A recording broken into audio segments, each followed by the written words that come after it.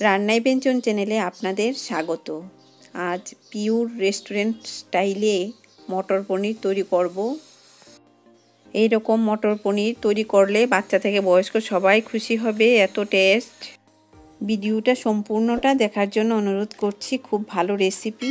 এই যে তৈরি করে নিলাম। উপকরণ হলো মেথি পাতা নিয়েছি, গোল গোল পাতাগুলি, এগুলি হলো মিষ্টি মেথি পাতা। এগুলি দিয়ে কসৌরি মেথি ঘরে তৈরি করব। কিভাবে তৈরি করব দেখাবো। এগুলি ভালো করে ধুয়ে নিয়েছি, শুকিয়ে নিচ্ছি জলটা ঝরিয়ে।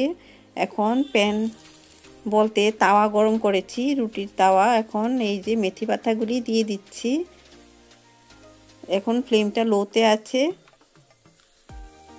কিছুক্ষণ পর পর এই মেথি পাতাগুলি নাড়াচাড়া করব। গরমের সিজনে তো মেথি পাতা পাওয়া যায় না, কিন্তু মেথি পাতা তৈরি করার জন্য মেথি আছে না, মেথি ভিজিয়ে রেখে পরের দিন মেথি টবের মধ্যে দিয়ে দিলে 1 সপ্তাহের মধ্যে গাছ হয়ে যায়। এই গাছ দিয়ে পাতা দিয়ে তরকারি রান্না করা যায়। এই যে কসৌরি মেথি তৈরি করছি মিষ্টি মেথি পাতা দিয়ে, এগুলি কিন্তু রান্না বসানোর আগেই আমি তৈরি করে নিয়েছি। এগুলি মুচমুচে হয়ে থাকবে। আর বাকি মশলা নিয়েছি পেঁয়াজ, কাঁচা লঙ্কা, রসুন, আদা। এগুলি জার নিয়েছি, জারের মধ্যে দেব। এই যে পেঁয়াজগুলি দিয়ে দিচ্ছি, পরিমাণটা এইভাবেই দিতে হবে। আদা কুচি, লঙ্কা বাটা হবে, পেস্ট হবে, রসুন দিয়ে দিলাম। অল্প জল দিয়ে পেস্ট করে নেব। এটা হলো মটর পনিরের মশলা। প্যান গরম করেছি, প্যানের মধ্যে সর্ষের তেল দিয়ে দিলাম অল্প পরিমাণে। তেলের মধ্যে একটু নুন দিয়ে দিলাম। তেলটা গরম হবে। এখানে এই কৌটুর পনির আছে না, এগুলি ফ্রাই করব। ঘরে তৈরি করা না, কৌটুতে কিনে রাখা। হলুদ নুন দিয়ে পনিরগুলিকে হালকা ফ্রাই করে নিচ্ছি। এরপর কি করব, পনিরগুলি কুসুম কুসুম গরম জলে ভিজিয়ে রাখবো, তাহলে সফট থাকবে পনিরগুলি। এখন এই যে দেখুন, এইভাবে ফ্রাই করে তুলে নিতে হবে।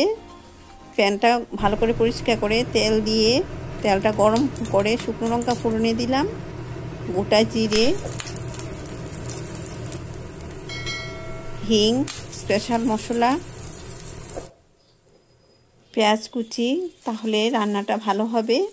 পেঁয়াজ কুচিটায় গ্রেভিটা সুন্দর হবে, এর জন্য পেঁয়াজ কুচি দিয়েছি। ঝোলটা ঘন ঘন হবে।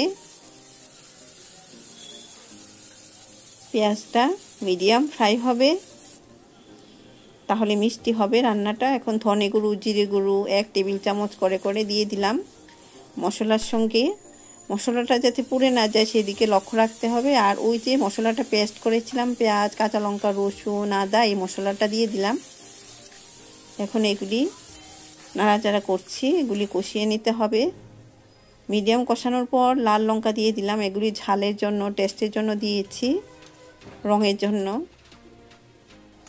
মশলাটা মিডিয়াম ফ্লেমে কষিয়ে নিচ্ছি, পুড়ে যাতে না যায় ওইদিকে কিন্তু লক্ষ্য রাখতে হবে। পুড়ে গেলে টেস্ট চলে যাবে। এরকম দামি একটা রান্না।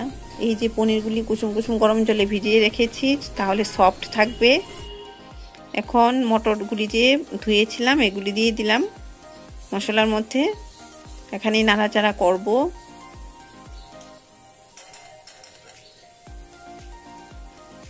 আলু ভাজা করেছিলাম, আলুগুলি দিয়ে দিলাম। এরকম সাইজ করে ভাজা করেছি। আর অল্প জল দিচ্ছি, মশলাটা যাতে পুড়ে না যায়। নাড়াচাড়া করছি মশলার সাথে সব উপকরণ। পনির যে জলে ভেজানো ছিল এগুলি জল সমেত দিয়ে দিলাম, গরম জল দিয়ে দিলাম গ্রেভির জন্য। পনির তো জলে ভেজানো ছিল, জল সমেতই পনিরগুলি দিয়ে দিলাম, যেহেতু এখানে গ্রেভি লাগবে। আর এমনিতে পনির শুকনো অবস্থায় দিতে গেলে কিন্তু শুধু পনির দিতে হয়, জলটা ফেলে দিতে হয়। নুন দিয়ে নাড়াচাড়া করছি। এই যে কি সুন্দর দেখাচ্ছে রান্নাটা। এখন রান্না হয়ে আসছে। এখন কসুরি মেথিগুলি আর একটু হিট দিয়ে হাতে নিয়ে নিলাম। ঘরে তৈরি করা কসুরি মেথি, মিষ্টি মেথি পাতা দিয়ে তৈরি করে নিলাম। এই যে এর জন্য সবুজ রং সঙ্গে সঙ্গে তৈরি করেছি কসুরি মেথি, এভাবে দিয়ে দিলাম। খুবই ভালো লাগবে, বাচ্চা থেকে বয়স্ক সবাই খুশি হয়ে খাবে। বাইরের রান্না আনতে হবে না, ঘরেই এইভাবে বাচ্চাদেরকে তৈরি করে দেওয়া যাবে এরকম মটর পনির। আমার চ্যানেল রান্নায় ব্যঞ্জন যদি এখনও সাবস্ক্রাইব করে না থাকুন প্লিজ এক্ষুনি সাবস্ক্রাইব করে নিন। বেল আইকনটা অবশ্যই প্রেস করুন, তাহলে নতুন রান্নার নোটিফিকেশান সবার আগে আপনার মোবাইলে পৌঁছে যাবে। রান্নাটা কমপ্লিট, এখন ঢাকা দিয়ে রাখলাম, তাহলে ফ্লেভারটা ভালো থাকবে। আপনারা সুস্থ থাকুন, ধন্যবাদ।